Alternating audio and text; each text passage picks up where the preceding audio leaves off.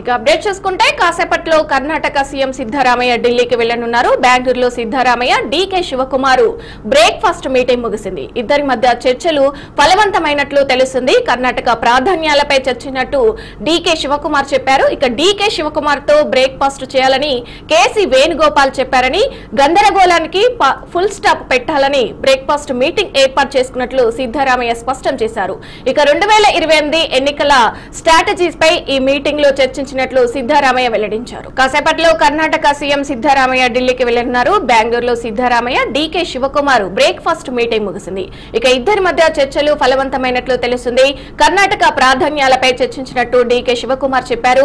ఇక డీకే శివకుమార్ తో బ్రేక్ఫాస్ట్ చేయాలని కేసీ వేణుగోపాల్ చెప్పారని, గందరగోళానికి ఫుల్ స్టాప్ పెట్టాలని బ్రేక్ఫాస్ట్ మీటింగ్ ఏర్పాటు చేసుకున్నట్టు సిద్ధరామయ్య స్పష్టం చేశారు. ఇక ఇదే అంశానికి సంబంధించి మరింత సమాచారం మా మేనేజింగ్ ఎడిటర్ చిదంబరం అందిస్తారు. చిదంబరం చెప్పండి, అంశానికి సంబంధించి పూర్తి అప్డేట్స్ ఏంటి? మనం మొదటి చూస్తాము, కాంగ్రెస్ పార్టీ ఎక్కడైతే అధికారంలో ఉంటుందో అక్కడ అధికార మార్పుకి సంబంధించిన డిస్కషన్ ఎప్పటికప్పుడు జరుగుతున్నాడు. అందులో ముఖ్యంగా కర్ణాటక రాష్ట్రానికి సంబంధించి చూసినప్పుడు ఎప్పుడైతే అక్కడ అధికారంలోకి వచ్చేందుకు అవసరమైన సీట్లు వచ్చినప్పటి నుంచి ఈ రోజు వరకు కూడా డీకే శివకుమార్ అలాగే సీఎం సిద్ధరామయ్య మధ్యలో ఏదైతే ఇష్యూస్ ఉన్నాయో ఎప్పటికప్పుడు క్లియర్ అప్ అవుతూనే ఉంటాయి.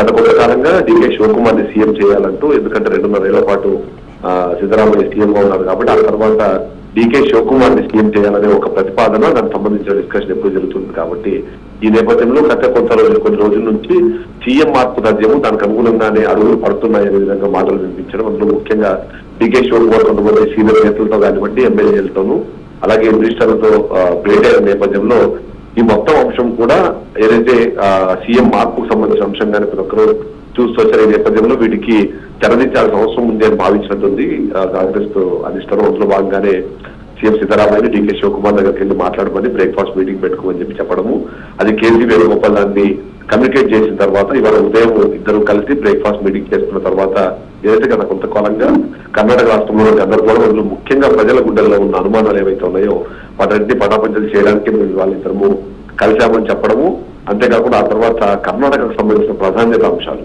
మొదటిది కేంద్ర ప్రభుత్వం నుంచి రాష్ట్రం తీసుకోవాల్సిన నిధులకు సంబంధించిన విషయం కానివ్వండి, 2027లో రానున్న ఎన్నికలకు సమాయత్తమయ్యే విషయం కానివ్వండి, వీటన్నిటి మీద డిస్కషన్ జరిగింది అన్నది బయటకు వచ్చి మాట్లాడారు. బట్ ఓవరాల్ గా చూస్తే మాత్రం ఇది ఎప్పటికప్పుడు నిలువుగా నిప్పులాగా కొనసాగుతున్నది. అందులో భాగంగానే ఇప్పుడు మళ్ళీ ఢిల్లీకి రమ్మని సీఎం సిద్ధరామయ్యకు అధిష్టానం పిలుపునివ్వడము, దానికి అనుగుణంగా ఆయన బయలుదేరి వెళ్ళడం చెప్తుంది. అయితే అక్కడ వెళ్ళిన తర్వాత ఏం డిస్కషన్ జరుగుతుంది, సీఎం సిద్ధరామయ్య సీఎం గా కొనసాగుతారు అనే విధంగా ఇద్దరు మాట్లాడుతున్న నేపథ్యంలో డీకే శివకుమార్ మరి కొద్ది రోజులు ఉంటుంది. అయితే వచ్చే ఎన్నికల్లో మాత్రం ఖచ్చితంగా డీకే శివకుమార్ ని సీఎం అభ్యర్థి కూడా కొన్ని సందర్భాల్లో మాట్లాడిన నేపథ్యంలో ప్రజలు మ్యాండేట్ ఇచ్చిన 5 సంవత్సరాలకు, కాబట్టి నేను సీఎం గా ప్రమాణ స్వీకారం చేసిన తర్వాత 5 ఏళ్ల పాటు నేనే సీఎం గా ఉంటానంటూ సిద్ధరామయ్య ఫ్రంట్ టైంలో చెప్తూ వచ్చారు. ఇప్పుడు దాన్ని కంటిన్యూ చేసే పరిస్థితి మనకు కనిపిస్తుంది. ఈ విధంగా మనము అబ్జర్వ్ చేసిన తర్వాత దీనికి తెరదించే ప్రయత్నం చేశారు. కానీ బట్ ఒకసారి ఢిల్లీకి వెళ్ళడం, వెళ్ళొచ్చిన తర్వాత ఏం జరుగుతుందో డిస్కషన్ అయితే ఖచ్చితంగా వెయిటింగ్ లో ఉన్నట్టు చెప్పాలి.